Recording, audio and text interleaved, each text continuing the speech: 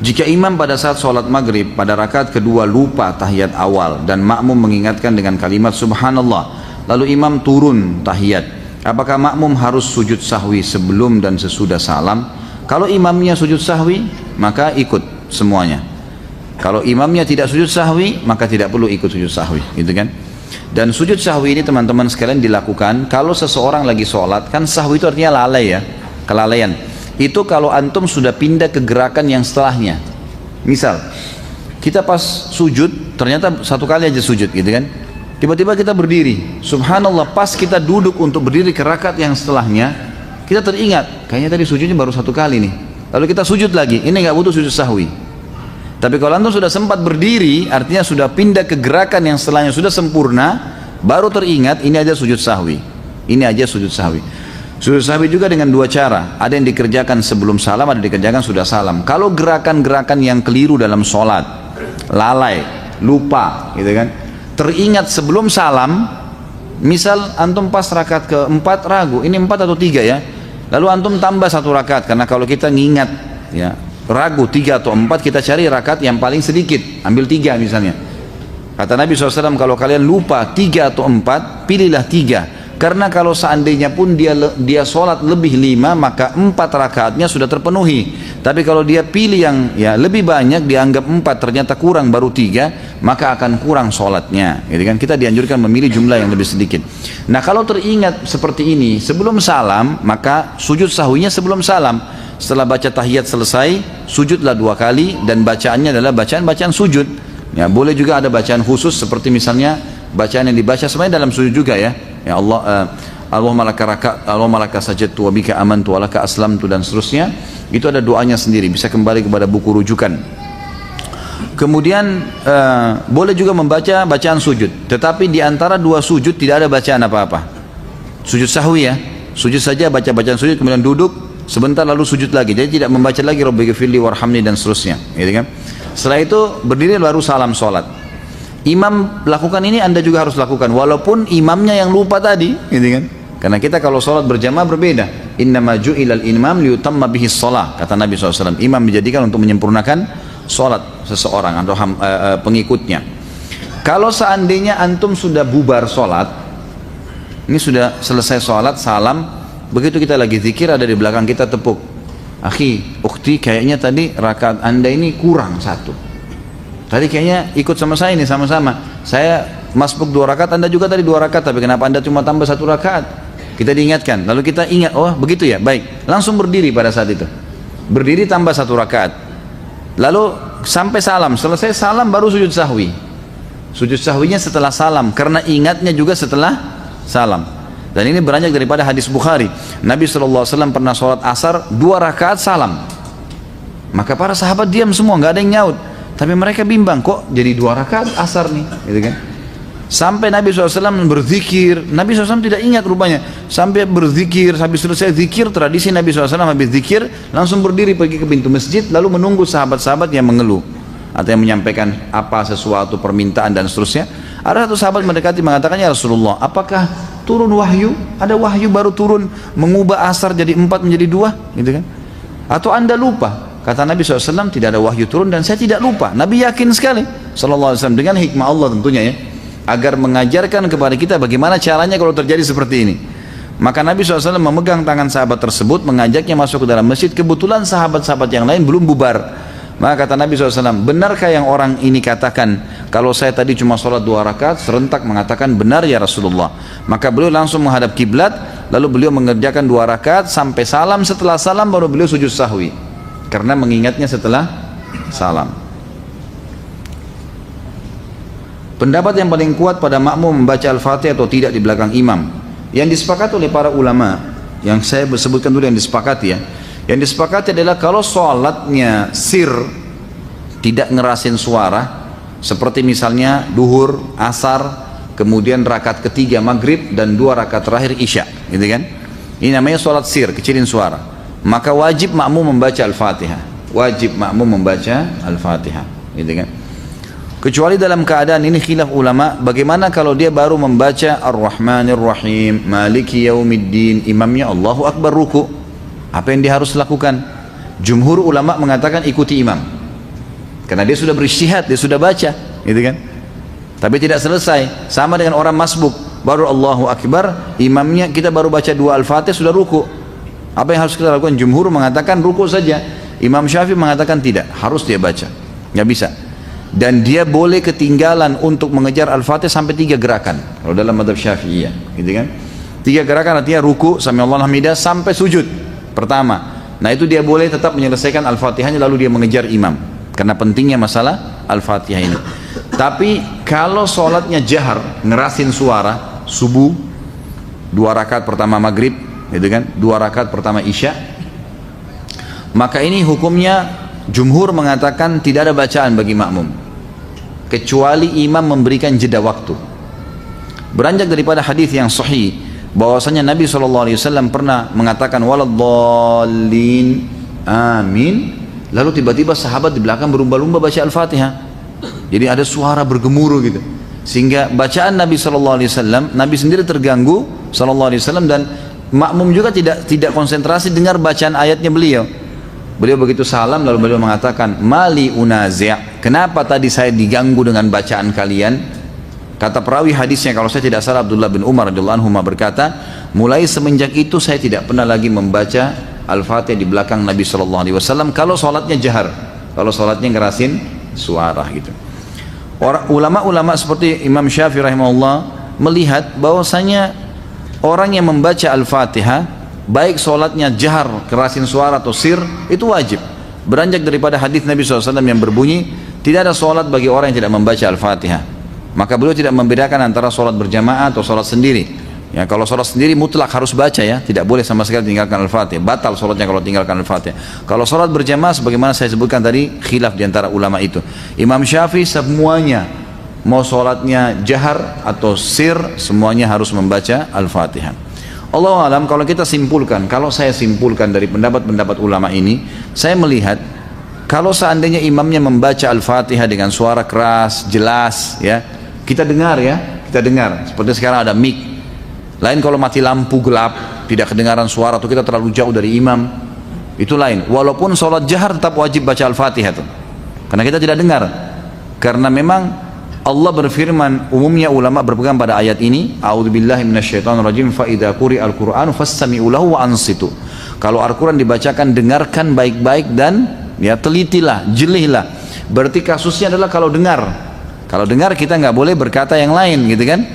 Nah, kalau imam sholat jahar, maghrib misalnya, tapi mati lampu, kita di saf ke-5 atau ke-6, ke-7 ke belakang, nggak dengar. Atau sholat di belakang perempuan, nggak dengar sama sekali. Mereka tetap baca Al-Fatihah selama tidak dengar. Tapi kalau mereka dengar Al-Fatihah itu, seperti tadi imam kita Masya Allah membaca misalnya, kita dengar. Dan pada saat mengatakan waladdallin, kemudian semua mengatakan amin. Begitu selesai amin, imamnya baca langsung surah.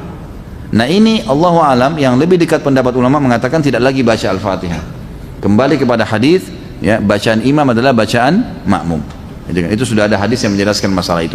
Tapi kalau imamnya jeli dan dia lebih faham masalah fikih menjadi imam, adalah setelah waladdallin amin, imamnya diam jeda 7 ayat Al-Fatihah.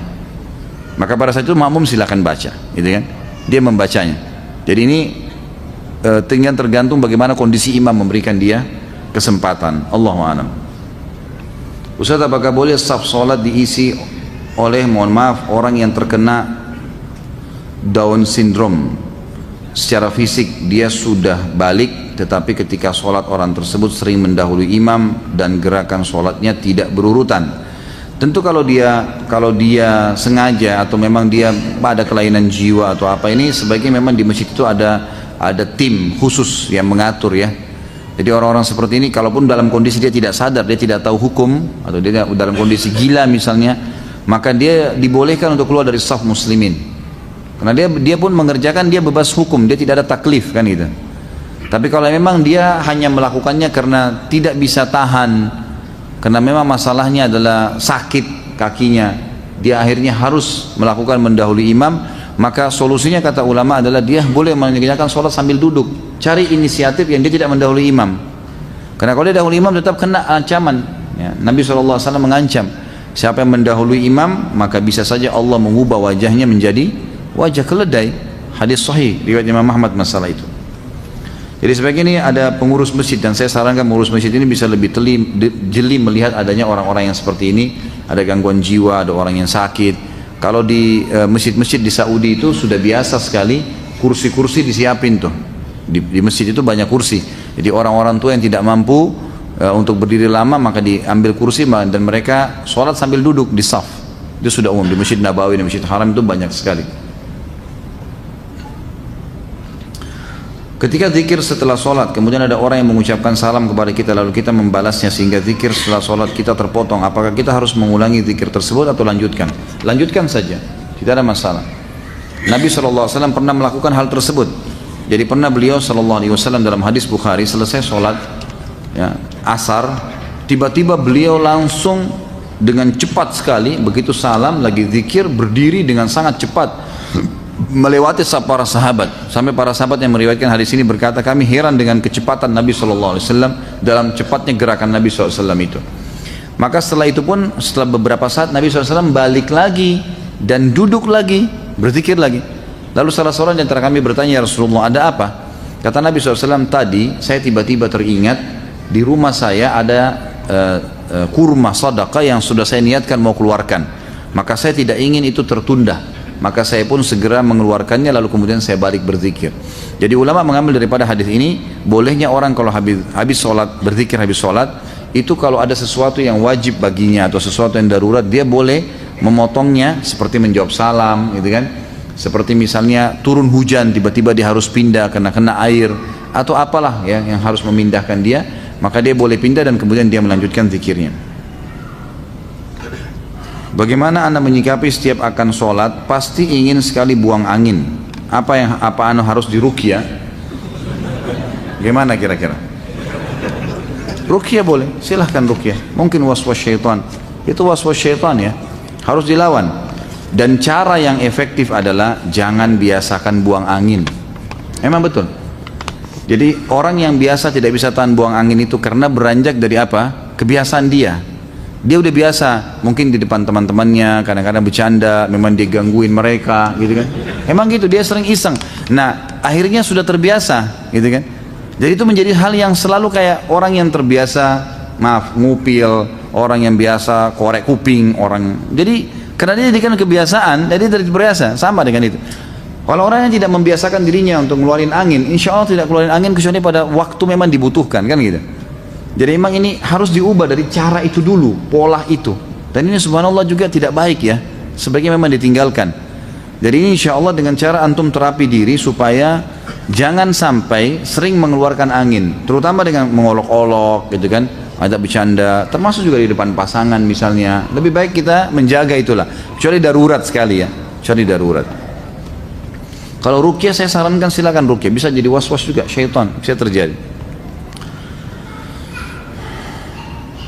Semoga Allah senantiasa memberkahi Ustaz Khalid beserta keluarga dan kita semua yang hadir di majelis ilmu ini. Amin. Mudah-mudahan jazakallah khair atas doanya.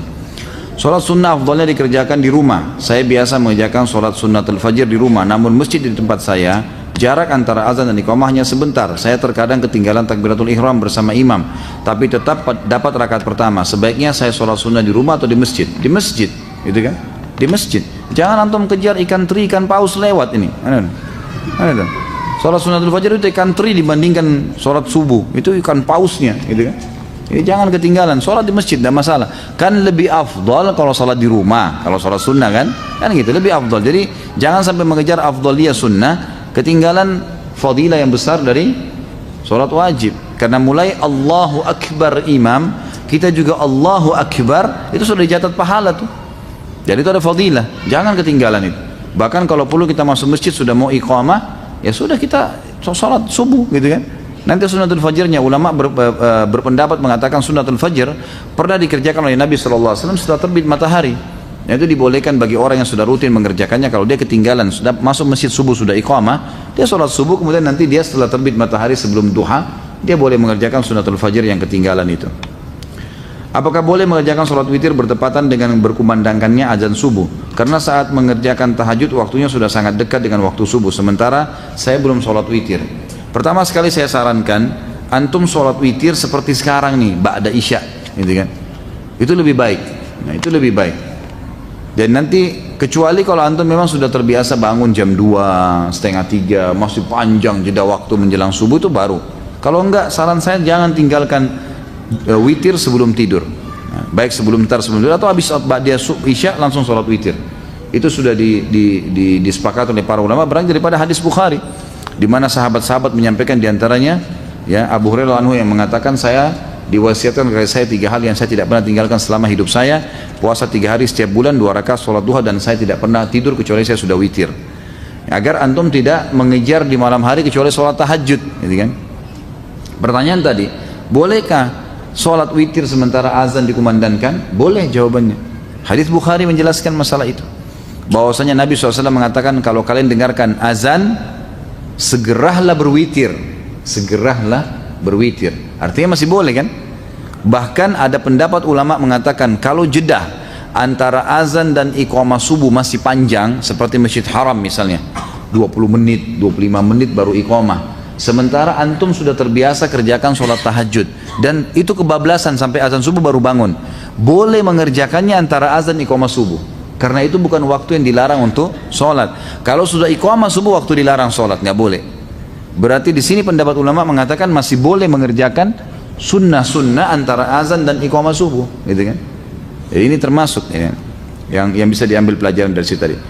Apakah pahala sholat jamaah di masjid sama besar dengan jika kita sholat jamaah semisal di rumah atau di tempat lain? Tentu berbeda. Tentu berbeda. Fadilah ke masjid ada sendiri. Kalau di tempat lain tidak ada fadilah melangkah ke masjid. Ya, kata Nabi SAW, setiap kali orang melangkah, maukah saya tunjukkan kalian amal yang paling banyak menggugurkan dosa dan meninggikan derajat?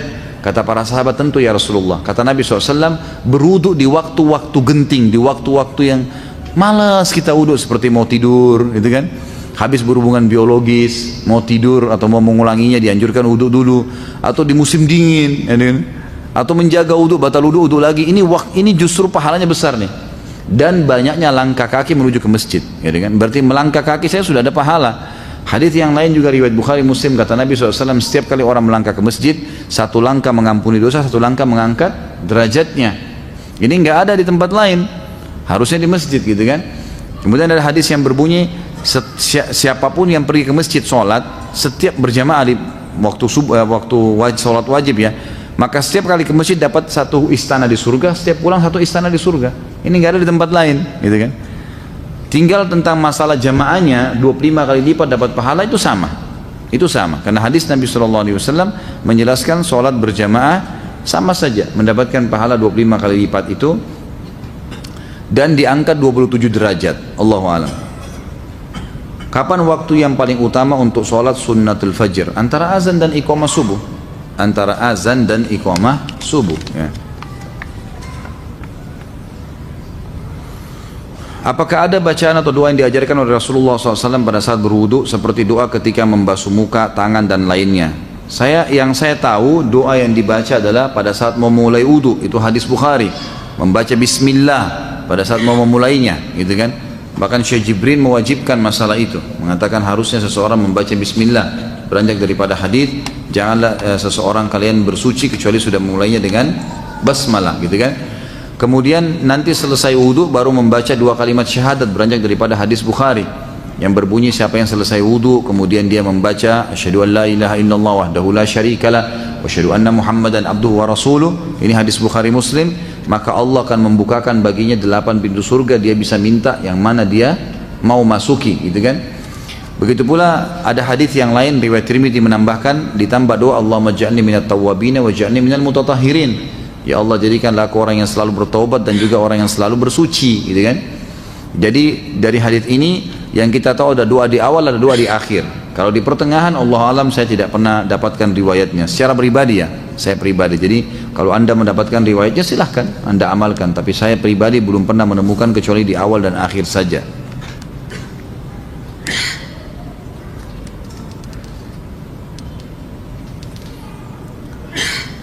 Bagaimana hukumnya bersedekap melipat tangan kembali sesudah bangun dari ruku? Tadi kan sudah saya jelaskan ya, boleh saja, gitu kan? Bersedekap pada saat bangun dari ruku, sami Allah liman hamidah. Saya sudah sebutkan tadi kan, khilaf diantara ulamanya. Jadi boleh kembali ke dada, boleh kembali ke sebelah paha kita.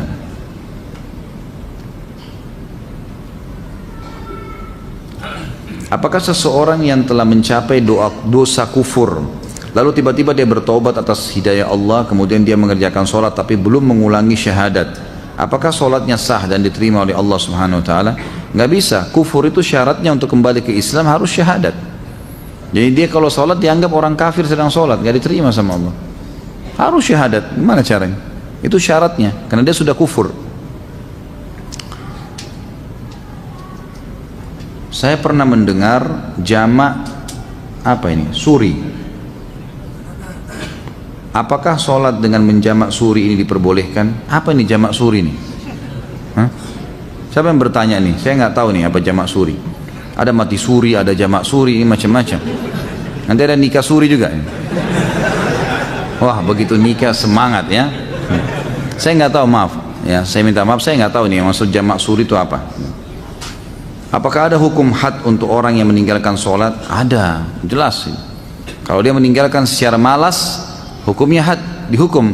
Dan ketika Imam Syafi'i mengatakan tergantung pemerintahnya setempat, boleh memenjarahnya, boleh mencambuknya, gitu kan. Tapi yang jelas harus ditakzir. Takzir itu dihukum dengan berat dan tidak boleh dibiarkan ada di lingkungan kaum muslimin orang yang tidak sholat, wajib terutama ya. Jadi tidak boleh sama sekali. Apakah zikir setelah sholat boleh dikerjakan sambil berjalan keluar masjid karena ada keperluan? Boleh saja, nggak ada masalah. Tapi antum kehilangan ya, doa malaikat, karena hadis Nabi SAW, siapa yang habis selesai sholat tidak berdiri dari musallahnya, tidak berbicara dengan orang di sebelahnya, tidak membatalkan wudhunya, sambil berzikir dia lagi duduk di situ, gitu kan? Dan ini saya sering sarankan para ikhwah yang hadir di pengajian saya, agar jangan pindah tempat pun, mundur ke belakang pun jangan, biarin di tempat situ saja, zikir dulu. Karena pekah sekali hadis ini ya. Siapa yang tidak pindah dari musallahnya, ya, tidak berdiri dari musallahnya, siapa yang tidak membatalkan wudhu dan tidak berbicara dengan orang di sebelahnya, maka malaikat di atas kepalanya mendoakan, ya Allah ampuni dia, ya Allah rahmati dia, sampai dia melanggar 3 hal tadi. Ini kehilangan. Makanya para ulama mengatakan biasanya syaitan menghiasi ya, atau mengingatkan macam-macam pekerjaan kita sehingga kita terlewatkan dari doa malaikat ini. Maka jangan disia-siakan. Saya pernah zikir ikhwan dan akhwat sekalian, pelan-pelan sekali zikir habis sholat itu 7 menit maksimal, 7 menit, 8 menit itu sudah selesai. Jadi cuma syaitan yang membebankan kita itu. Bagaimana hukumnya sholat orang isbal? Apakah sah? Khilaf di antara ulama tentang sah atau tidaknya, gitu kan? Tapi yang jelas sudah pernah kita jelaskan di dalam dosa-dosa besar kita yang lalu ya, pernah ada penjelasan kalau ada hadis yang menjelaskan tidak sahnya atau disuruhnya mengulangi sholat orang yang tertutup mata kakinya oleh Nabi SAW, seseorang yang sedang datang. Bahkan Nabi SAW menyuruh mengulangi sama uduk-uduknya, uduk dan sholatnya. Waktu ditanya oleh para sahabat, kenapa ya Rasulullah? Kata Nabi SAW, karena mata kakinya tertutup. Ada yang melemahkan hadis ini, ada yang menghasankannya, gitu kan? Khilaf di antara ulama. Tapi kalau saya pribadi, saya berpegang pada pendapat yang mengatakan memang batal sholatnya ya. Apakah seorang laki-laki yang tidak sholat berjamaah di masjid berdosa? Kalau Imam Syafi'i mengatakan sholat berjamaah di masjid sunnah muakkadah, sangat ditekankan. Jadi kita tidak boleh menyalahkan juga orang-orang yang tidak ke masjid sholat. Misalnya umumnya di Indonesia ini banyak orang yang berpegang pada Syafi'iyah, gitu kan? Tapi kalau jumhur ulama mengatakan tidak. Di antaranya Imam Ahmad sangat menekankan beranjak daripada hadis-hadis yang sahih, seperti misalnya hadis yang sahih kata Nabi SAW, saya ingin sekali ada orang yang mengikomahkan sholat lalu kemudian menggantikan saya jadi imam, lalu kemudian saya membawa obor dan saya membakar rumah orang-orang yang tidak pergi sholat berjamaah. Kemudian hadis sahih juga di mana Ibnu Ummul Maktum, muadzin Nabi SAW, matanya buta, dan beliau berkata, ya Rasulullah, rumah saya jauh dari masjid Anda, tidak ada yang memandu saya, buta, nggak ada yang pandu saya jalan, gelap, gitu kan? Dan di antara rumah saya dengan masjid banyak binatang buas bisa menerkam saya, padang pasir jauh. Apakah boleh saya sholat di rumah? Awalnya Nabi SAW mengatakan silakan sholat di rumah. Setelah itu subhanallah turun wahyu menyampaikan. Ibnu Ummul Maktum sudah mau keluar, Nabi SAW mengatakan panggil orang itu. Dipanggil kembali, kata Nabi, apa kau dengar dengan telingamu azan? Atasma'un nida? Dia mengatakan iya ya Rasulullah. Kata Nabi, idzan ajib, kalau begitu jawab azan itu. Orang buta, nggak ada yang pandu, itu kan malah ditekankan. Jadi semestinya memang harusnya dijaga. Ya, dari pendapat ini ya, jumhur ulama diantara Imam Ahmad yang sangat menekankan berdosa kalau laki-laki tidak ada udzur nggak sholat di masjid, gitu kan. Ya kalaupun kita berpegang pada mazhab Syafi'iyah, kita mengatakan sunnah muakkadah, maka minimal antum kehilangan banyak sekali fadilah, pengangkatan derajat, pengampunan dosa, dapat istana di surga. Itu luar biasa. Setiap pergi loh dapat satu istana, setiap pulang dapat istana. Ini bukan istana di Menteng atau di mana-mana, ini di surga gitu kan. Hanya dengan ke masjid sholat, itu apa susahnya? Lawan tuh syaitan, jangan lemah terus. Manakah yang lebih utama bagi seorang perempuan, sholat di musola kantor atau pergi ke masjid? Musola boleh ya, kalau perempuan tidak ada masalah, di sebelah meja kerjanya boleh, nggak ada sesuatu penekanan. Kalau laki-laki yang dianjurkan ke masjid. Terkait dengan 10 Muharram, apa benar 10 Muharram itu lebarannya anak yatim? Apakah boleh mengkhususkan 10 Muharram untuk menggalang dana untuk anak yatim? Enggak pernah ada sunnahnya Nabi ini dikarang-karang saja, ini tidak ada sama sekali. Anak yatim itu kita dianjurkan untuk menyantuni sepanjang tahun, bukan 10 Muharram. Enggak ada dalil berhubungan dengan masalah itu. Waduh, ini tulisan indah, jadi saya tidak bisa baca. Dulu di Makassar, kami waktu masih kecil, kalau tulisan yang begini kita bilang tulisan indah, gitu kan? Saya nggak ngerti di Jakarta atau di daerah lain, Allahu a'lam. Apa faedah bagi orang yang mengerjakan sholat gerhana dan sholat syuruk? Kalau sholat gerhana memang anjuran Nabi SAW kan? Hadis sahih riwayat Bukhari. Kata Nabi SAW, kalau kalian melihat gerhana, maka sholatlah, bersedekahlah, dan bertasbihlah. Disuruh sampai Allah menghilangkan gerhana itu dari kalian. Jadi memang ada perintah dari Nabi SAW masalah itu. Tapi apakah dia dapat pahala, apakah dia dapat misalnya apa janji-janji, itu belum pernah kita temukan riwayatnya. Allahu a'lam. Tapi yang jelas dia dianjurkan untuk dilaksanakan. Perintah Nabi SAW ibadah. Kalau sholat syuruk, hadis Nabi SAW, siapa yang sholat berjamaah di masjid, hadis sahih riwayat Hakim, siapa yang sholat berjamaah di masjid, ya kemudian dia duduk berzikir sampai terbit matahari, kemudian dia sholat 2 rakaat setelah itu, ya, maka dia sama dengan pahala haji dan umroh sempurna, gitu kan? Ini dikatakan oleh para ulama sholat syuruk. Di perusahaan saya sistem untuk sholat bergantian, sistem untuk sholat bergantian, tapi niat saya ingin sholat berjamaah tepat waktu. Apakah saya berdosa karena tidak sholat tepat waktu? Tidak dikatakan berdosa sebenarnya, karena masih ada pendapat ulama yang seperti Imam Syafi'i mengatakan sunnah muakkadah. Saya tidak bisa mengatakan berdosa gitu kan, tapi dia kehilangan fadilah yang sangat banyak gitu. Jadi kalau bilang pun, misal pun kita bisa mengambil awal waktu, lebih baik kita pamit sama teman-teman misalnya kita dahulu gitu kan, dan itu sholat juga tidak akan mengambil waktu lama. Saya juga sarankan begini, perlu difahamin ya, terikat dengan jam kerja kantor ya, itu wajib hukumnya karena antum mengikuti syarat. Kata Nabi SAW, al-mu'minuna ala syurutihim, al-mu'minuna ala syurutihim, orang mukmin harus patuh dengan syarat yang disepakati. Misal waktu istirahat jam 12 sampai jam 1, azan 12:30 gitu kan, antum mulai masuk masjid sholat, ternyata harus kembali sebelum jam 1, misal 5 menit sebelum jam 1 ada absen lagi, misal contoh, antum baru selesai sholat wajib, belum sempat sholat ba'diyah duhur, itu sudah jam 1 kurang 5 menit. Kalau sholat terlambat nih balik kerja, maka jangan sholat sunnah ba'diyah, karena mentaati peraturan wajib, sementara sholat sunnah itu sunnah gitu kan. Kecuali kita sudah balik ke kantor, ada waktu lowong, kita bisa buka sejadah dekat meja kerja kita lalu sholat, itu nggak ada masalah. Kita harus pertemukan masalah itu ya. Jadi lakukan yang wajib saja. Pernah ada teman-teman yang di luar negeri bertanya kepada saya, Ustaz, saya kerja di luar negeri dan di luar negeri ini orang-orang non muslim, saya nggak bisa sholat gitu kan, dan seringkali meeting di waktu-waktu pas lagi sholat gitu kan. Apa yang saya harus lakukan?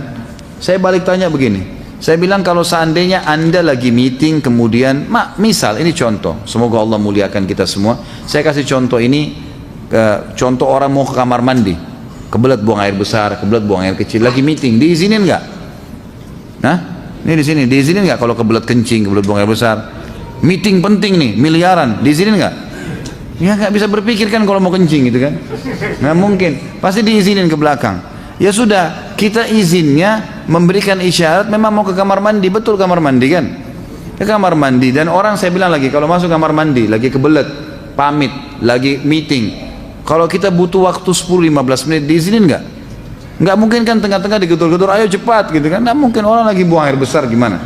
Dia harus selesaikan haji, kalau enggak sakit perut, maka berarti bisa dipakai itu untuk sholat tuh. Ini kalau darurat ya, sebab ada beberapa teman-teman yang pernah bertanya kalau salah dari Jepang, dari negara-negara yang memang tidak bisa mereka sholat, maka tidak ada juga musola. Bagaimana inisiatifnya? Ya saya sebagai dai harus bisa memberikan solusi nih. Kalau dia mau disuruh pulang, dia sudah terikat akad kerja di sana. Maka caranya adalah kayak tadi, pamit ke kamar mandi, memang mau kamar mandi, uduk di sana, kemudian sholat, cari tempat yang bisa sholat di situ. Mungkin di gang, mungkin di mana, ya apa boleh buat, harus sholat. Sholat dah, sholat wajib 5 menit, 10 menit maksimal, udah kembali lagi. Tapi nggak usah dibeberkan, saya mau sholat ya pamit.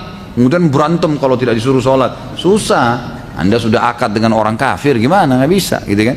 Jadi ini namanya hiyal syari'iyah. Harus kita mencari solusi secara syar'i yang memang kita tidak kehilangan pekerjaan dan juga tidak kehilangan ibadah itu. Apakah seorang muslim yang sebelumnya tidak rajin sholat bolong-bolong termasuk kafir? Apakah ia harus syahadat ulang dilihat dan dilihat oleh saksi maksudnya? Enggak tentu. Kalau dia jahdan ya, kalau dia bangkang, enggak ada sholat, enggak ada hukum sholat itu, saya enggak mau yakin, maka itu baru kufur, dia syahadat. Tapi kalau dia cuma malas-malas, enggak perlu, taubat kepada Allah sudah, sekarang tinggal sholat. Mana yang lebih baik apabila ada udzur berjamaah tapi menunda sholat atau akhir waktu, sendiri tapi di awal waktu? Tentu saja di awal waktu, walaupun sendiri, tentu saja di awal waktu. Masya Allah, ini belum saya baca ini. Hah? Jam berapa kita mau selesai? Masya Allah. Ini selama 2 tahun, 1 tahun ini nggak selesai pertanyaannya. Hah? Kok kayak balas dendam kalau ketemu saya nih?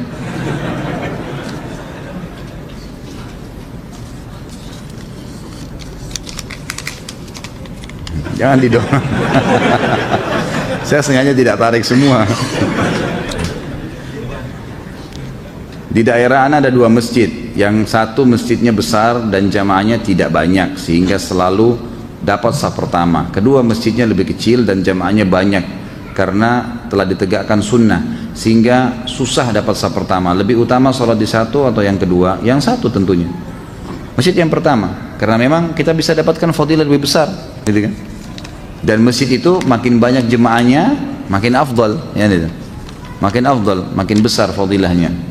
Artinya masjidnya besar misalnya, tentu afdaliyah karena banyak jemaah itu penting, tapi mendapatkan saf awal lebih penting. Maka harusnya didahulukan saf awal itu. Ustaz, mohon penjelasan dan tuntunan sesuai sunnah. Apabila ada sholat wajib terlewatkan karena kelalaian, apakah seseorang yang meninggalkan sholat pada waktu yang ditentukan masih dapat mengerjakan sholat yang tertinggal itu di waktu sholat yang selanjutnya? Kalau dia lalai di sini dalam arti kata lupa, itu boleh dikerjain. Misal pas kita lagi sibuk, tersibukkan, semoga saja tidak terjadi ya, ada orang tersibukkan dengan urusan dunianya, kemudian azan asar baru dia sadar, oh ternyata saya belum sholat duhur nih, gitu kan.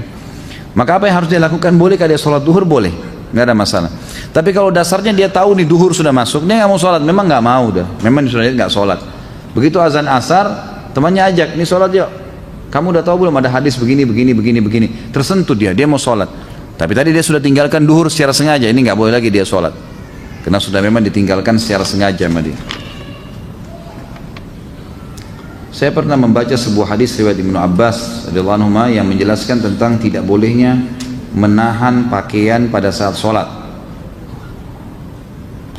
Apakah hadis itu sahih? Apa maksud dari kata menahan pakaian? Mohon penjelasannya. Saya tidak tahu, maaf. Saya belum tahu sampai ke situ tentang masalah hadis menahan pakaian. Yang saya temukan malah hadis Abu Bakar radhiyallahu anhu yang sahih, di mana Abu Bakar berkata, ya Rasulullah, saya orang yang tidak bisa sholat kecuali saya menahan pakaian saya, karena kalau tidak dia melorot, gitu kan. Apakah itu membatalkan sholat saya? Apakah itu termasuk sombong? Kata Nabi SAW, itu tidak termasuk. Ya, berarti di sini kan ada masalah kasus menahan, tapi saya tidak tahu kalau yang riwayat Ibnu Abbas ini. Bagaimana tuntunan sahih untuk kondisi makmum yang masbuk namun tidak mendapat bacaan Al-Fatihah imam sholat? Apakah makmum tersebut masih mendapatkan hitungan 1 rakaat penuh? Yang kuat pendapat iya, dia masih mendapatkan, walaupun sholatnya sir. Kalau orang memang masbuk ya, beda orang yang datang dari awal tapi lalai tidak baca Al-Fatihah, nah itu baru bisa dibahas dalam bahasan lain ini.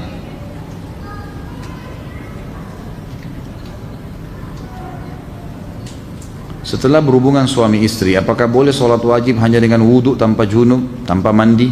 Nggak boleh lah.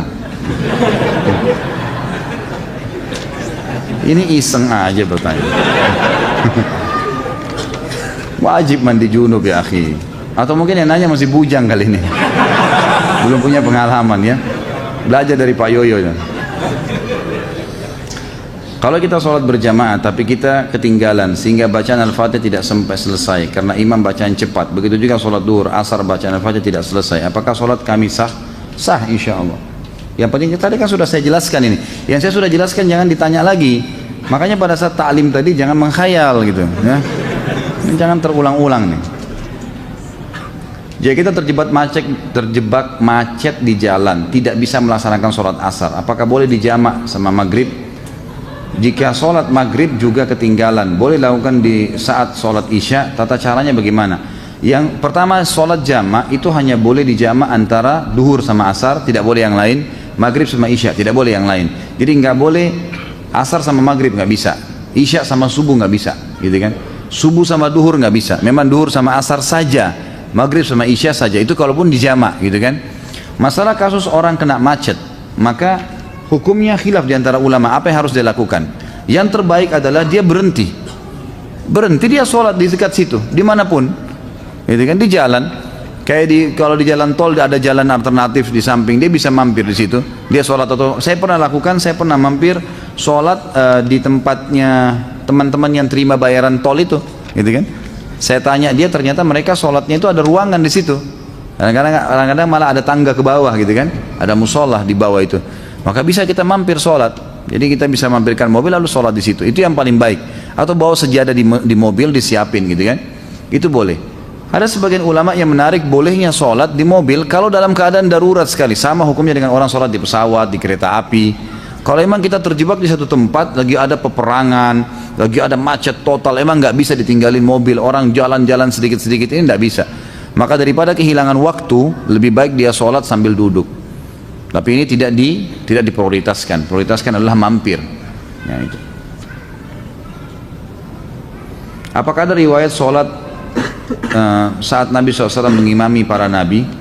Itu disebutkan oleh para ulama berhubungan dengan masalah kasus Isra Mi'raj ya. Bisa kembali lebih jauh ke ceramah saya sebutkan riwayatnya di ceramah tentang Isra Mi'raj itu. Apakah Nabi SAW pernah melakukan sholat tasbih? Kalau pernah, bagaimana tata cara dan bacaan sholat tasbih Nabi SAW? Kalau Nabi sendiri pernah kerjakan, Allahu a'lam, tidak ada riwayat masalah itu. Tapi umumnya semua yang disebutkan oleh Nabi SAW, kata ulama disepakati pastinya Nabi SAW sudah mengaplikasikan terlebih dahulu. Karena Allah sudah menjelaskan dalam Al-Quran, kabura maqtan indallah yang taqulu ma la tafa'alun. Sungguh berat di sisi Allah kalau kalian mengucapkan tidak mengamalkannya. Sementara Nabi SAW adalah panutan, pasti beliau sudah amalkan. Tapi hadis tentang sholat tasbih dihasankan oleh para ulama dan boleh dilakukan, itu beranjak daripada perkataan Nabi kepada pamannya Abbas radhiyallahu anhu. Nabi SAW mengatakan, wahai paman, kalau kau diluangkan waktu oleh Allah, kerjakanlah setiap hari sekali. Kalau kau tidak bisa maka sepekan sekali. Kalau kau tidak bisa maka sebulan sekali. Kalau kau tidak bisa setahun sekali. Kalau kau tidak bisa kerjakanlah sekali seumur hidupmu. Maka kerjakanlah 2 rakaat sholat. Ada riwayatnya mengatakan 4 rakaat sholat. Di setiap sholat begitu kamu takbir paman, ucapkanlah subhanallah alhamdulillah wa la ilaha illallah wallahu akbar sebanyak 15 kali. Kemudian bacalah setelah itu iftitah, baca Al-Fatihah, baca surah. Kemudian pada saat ruku, sebelum baca 2 ruku membaca 10 kali tasbih tadi. Kemudian 2 ruku, kemudian bangun dari ruku, sami Allahu liman hamidah, i'tidal, baca dulu tasbih 10 kali, kemudian baru baca 2 i'tidal. Sujud juga begitu. Pada saat sujud maka baca dulu 10 kali, baru kemudian baca 2 sujud.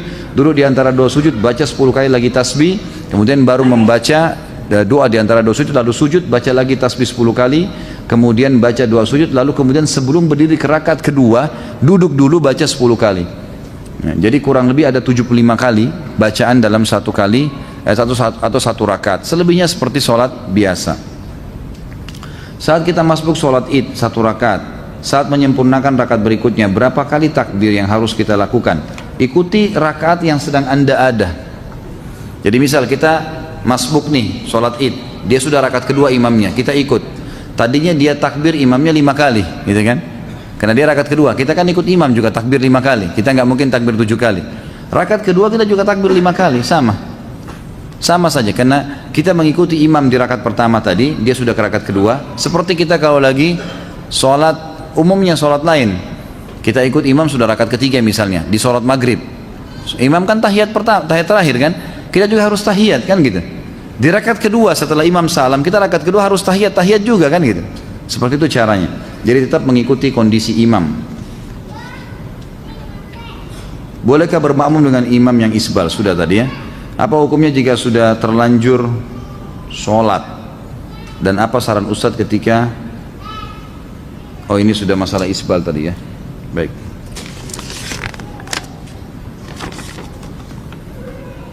Bolehkah kita mengqadha sholat kita yang terlewat dengan tata cara seperti apa? Sudah saya jelaskan. Makanya jangan buru-buru bertanya nih ya. Karena pertanyaan mungkin bisa saja dijawab gitu ya, sudah ada. Bagaimana cara mengqadha sholat yang sudah banyak kita tinggalkan? Nggak ada qadha sholat. Nggak ada qadha sholat.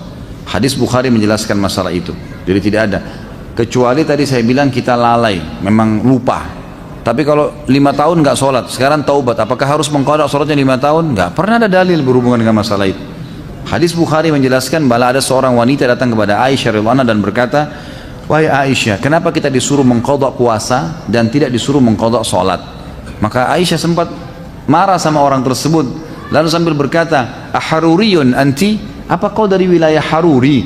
Haruri ini wilayah di Irak, sebuah wilayah di Irak dipenuhi dengan kaum Khawarij. Khawarij ini suka menghakimi sesuatu secara zahir. Misal, perangilah orang-orang kafir, berarti semua kafir termasuk tetangga, nggak bisa hidup sama kaum Khawarij, disiksa semua, gitu kan? Ambil secara zahir hukum, gitu kan? Jadi seperti itu. Maka mereka juga mengatakan orang kalau taubat pernah 50 tahun tidak sholat harus qadha 50 tahun tuh, gitu kan? Maka kata perempuan tersebut, saya bukan dari Hawari, tapi saya mau tanya. Kata Aisyah radhiyallahu anha, begitulah Nabi SAW memerintahkan kami disuruh mengqadha puasa dan tidak mengqadha sholat. Artinya tidak ada qadha sholat memang bagi orang yang memang lalai sebelumnya. Bolehkah menggabungkan dua niat sholat sunnah ibadah sunnah lain dengan cukup melakukan satu kali saja? Contoh sholat sunnah di masjid digabung dengan sholat qobliyah. Saya pernah tanya ini kepada Syekh Abu Bakar Jazair rahimahullah di Masjid Nabawi, dan saya pernah tanyakan juga kepada beberapa ulama yang lain. Maka jawabannya dibolehkan kalau sunnah sama sunnah.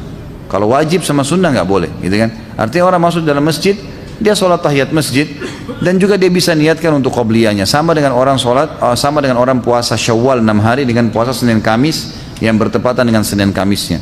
Maka selama sunnah sama sunnah dibolehkan, tapi tidak boleh sunnah sama wajib. Nggak boleh misalnya bayar utang Ramadan digabung dengan puasa Senin, gitu kan? Maka itu tidak dilakukan, itu tidak boleh digabung. Sebagaimana tidak boleh gabung antara qobliyah duhur dengan duhurnya. Saya sering melihat orang bergeser dari tempat awal melaksanakan sholat fardu pada saat akan melakukan sholat sunnah ba'diyah. Apakah ini merupakan adab sholat sunnah ba'diyah? Bukan, tetapi ada hadis yang berbunyi semua tempat yang dipakai sholat akan menjadi saksi pada hari kiamat. Maka dianjurkan seseorang untuk pindah tempat ya. Di kantor anak selesai sholat duhur ada ustadz yang tidak zikir tapi langsung berdiri kultum, isinya mengajak jamaah zikir-zikir bid'ah. Apa ini? Dikit-dikit bid'ah, jangan dengerin, jalanin saja selama ini menurut anda baik. Memangnya yang menentukan amalan diterima itu kalian. Kalau dikit-dikit bid'ah kita beribadah semakin terkekang. Bagaimana menyikapi ustadz yang seperti ini? Sementara saya mau tegur, cuma ilmu saya masih dangkal dan malas berdebat. Bagaimana membedakan ustadz yang syar'i? Ya tentu saja, ini tidak ada istilah ustadz syar'i ya. Ini istilah baru ini. Baik, kalau anda tidak punya ilmu jangan didebatin, tetap aja berzikir, gitu kan? Tetap berzikir, tetap anda jalankan sunnah Nabi SAW, sudah cukup insya Allah. Kalau tadi ditanya bagaimana membedakan ustadz, sebenarnya ustadz itu kalau yang ustadz mengikuti sunnah Nabi tentu selalu punya dalil ya. Ini perkataan ini firman Allah dalam surah ini kata Nabi SAW, jadi tidak pernah dari dia. Tidak ada pendapat pribadi. Umumnya maaf, saya bukan mengatakan pengajian kita ini secara khusus, tapi di sini juga tadi anda dengar setiap kali sampaikan sesuatu bisa kita sampaikan ada dalilnya. Ini loh hadisnya, ini loh ayatnya, gitu kan? Jadi punya panduan, jadi bukan karangan-karangan dari kita sendiri. Bagaimana posisi tahiyat akhir untuk sholat 2 rakaat? Ini sudah kita jelaskan tadi.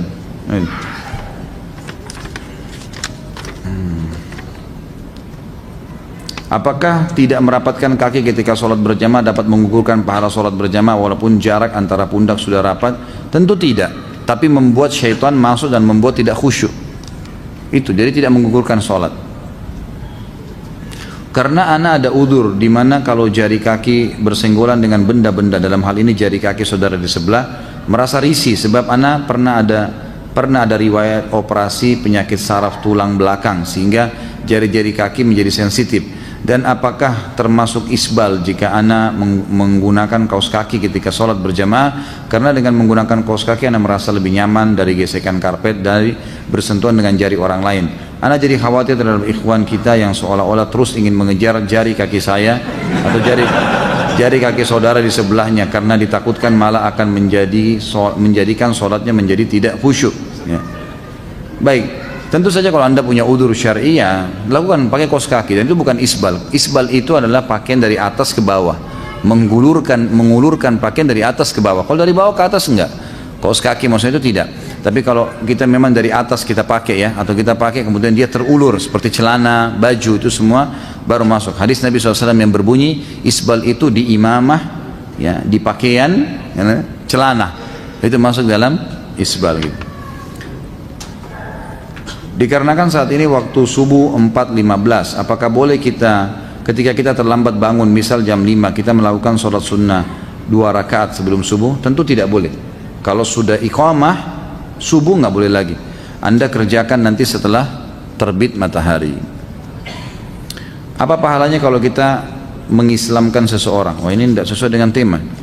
Dapat pahala lah tentunya ya, selama dia berbuat kebaikan, selama dia mempelajari agama, insya Allah Anda dapat pahalanya. Dan hadis Nabi SAW kepada Ali bin Abi Thalib pada saat perang Khaybar, gitu kan, hai Ali, jalanlah dengan tenang menuju ke mereka, ke orang-orang Yahudi itu, lalu tawarkan mereka Islam. Kalau mereka nolak, tawarkan mereka jizyah. Kalau mereka nolak, tawarkan mereka untuk ya perang, gitu kan. Dan ingatlah Ali, kalau ada satu orang yang sempat mendapatkan hidayah karena kamu, maka itu lebih baik daripada humurun ni'am. Humurun ni'am ini adalah bisa diterjemahkan dengan unta betina merah yang besar, atau nikmat yang terbesar yang sedang dimiliki oleh seseorang. Apakah bergerak 3 kali dalam keadaan sholatnya batal, seperti garuk-garuk misalnya? Kalau Imam Syafi'i mengatakan batal kalau lebih dari 3 kali, jadi tidak dibolehkan lebih dari 3 kali.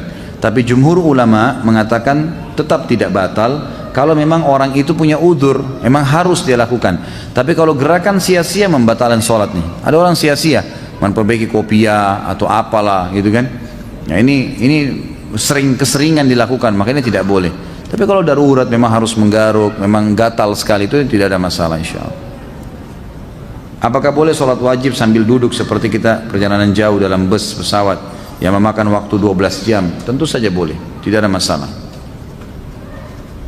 Apakah dalam Islam mengenal zaman purba dan zaman dinosaurus? Apakah ini suatu berita bohong, Ustaz? Allahu a'lam. Ini kok kelepasan masuk ini.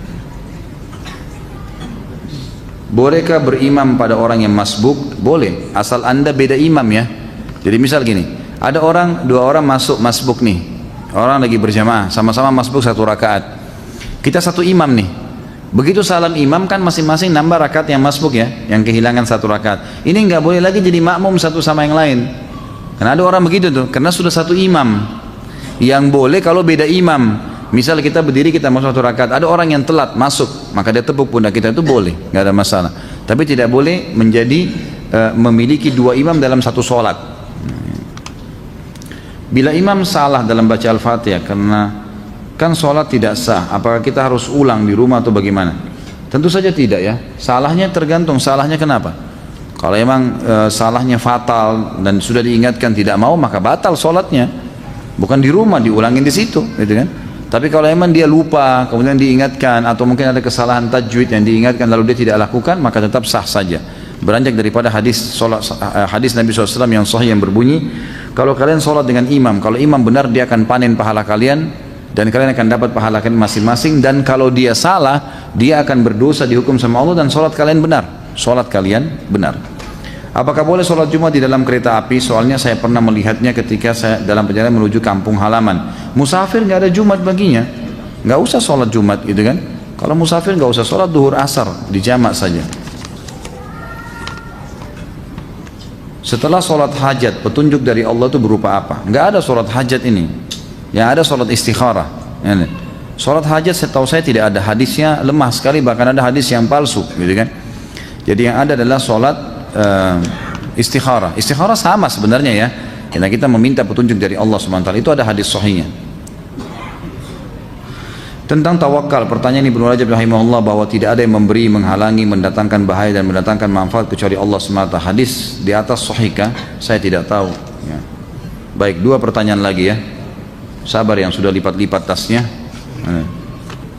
Apakah seorang muslim meninggalkan sholat termasuk golongan orang munafik? Tidak bisa kita katakan munafik, tapi ada ciri kemunafikan padanya. Karena orang munafik meninggalkan sholat atau berdiri sholat dengan malas. Di mana batasan seorang muslim dikatakan kafir apabila dilihat dari hadis riwayat At-Tirmidzi, An-Nasai dan Ibnu Majah menyebutkan sabda Nabi SAW, perjanjian antara kami dan mereka orang kafir adalah sholat. Karena barang siapa yang meninggalkannya maka sungguh dia telah kafir. Yang dimaksud di sini adalah perilakunya perilaku kafir, meninggalkan sholat. Makanya ulama masih rincikan, meninggalkan sholat secara jahdan tadi, membangkang baru kufur, gitu kan? Harus syahadat. Tapi kalau dia cuma malas-malas tidak masuk. Ibnu Umar menjelaskan makna daripada hadis ini adalah kalau dia cuma malas-malasan, dia mendapatkan dosa kufur tapi tidak sampai pada kufur. Kufrun duna kufrin istilahnya, gitu kan? Apakah sutra atau pembatas bagi yang masbuk telah terputus dari imam apabila sholat berjamaah telah selesai? Jawabannya iya. Jadi dia sudah sendiri karena sudah selesai dari imam. Bagaimana posisi duduk tasyahud akhir untuk sholat sunnah 2 rakaat? Sudah saya jelaskan tadi. Haruskah mengepalkan tangan pada saat berdiri naik ke rakaat berikutnya? Kan sudah saya jelaskan semua tadi. Jawabannya iya, disunnahkan mengepalkan. Mohon dijelaskan bagaimana hukumnya apabila sholat di rumah kemudian di masjid sudah iqamah. Apakah kita masih bisa menjalankan sholat qobliyah? Batalin, nggak boleh. Hadis sahih berbunyi, kata Nabi SAW, tidak ada lagi sholat sunnah dengan iqamah sholat wajib. Hadis sahih, nggak boleh. Jadi biar lagi di masjid kita lagi sholat, baru 1 rakaat sudah iqamah, batal. Tapi kita sudah dapat pahalanya, diberhentiin aja tiba-tiba. Memang begitu. Apakah ada riwayat yang menjelaskan bahwa Rasulullah SAW pernah memimpin zikir dan doa secara berjamaah setelah sholat wajib? Yang saya sudah pernah sampaikan riwayat, tidak ada riwayat menjelaskan masalah itu. Yang ada adalah Nabi SAW membaca zikir dan Ibnu Umar berkata, saya mengetahui kalau sholat sudah selesai di masjid Nabi SAW kalau saya mendengarkan suara zikir Nabi SAW dan para sahabat dan mereka baca masing-masing. Jadi misal Nabi SAW baca ayat kursi, sahabat sana baca al-ikhlas, yang ini baca subhanallah. Jadi dibiarkan oleh Nabi SAW masing-masing. Tapi Nabi SAW tidak pernah memandu baca al-fat, al-kursi misalnya lalu semuanya harus ikut. Itu tidak pernah ada riwayat masalah itu. Apabila tidak, bagaimana sikap kita? Apa yang harus kita lakukan ketika di suatu masjid setelah sholat wajib imam memimpin zikir dan doa berjamaah? Jadi kita baca sendiri aja. Kita baca sendiri, kita jalankan sendiri. Jadi seperti itu, Allahu a'lam. Baik, karena sudah jam 9 lewat, kita tutup sampai di sini insyaallah. Kalau benar dari Allah, kalau salah dari saya, mohon dimaafkan. Subhanakallahumma bihamdika asyhadu an la ilaha illa anta astaghfiruka wa atubu ilaik. Wassalamualaikum warahmatullahi wabarakatuh.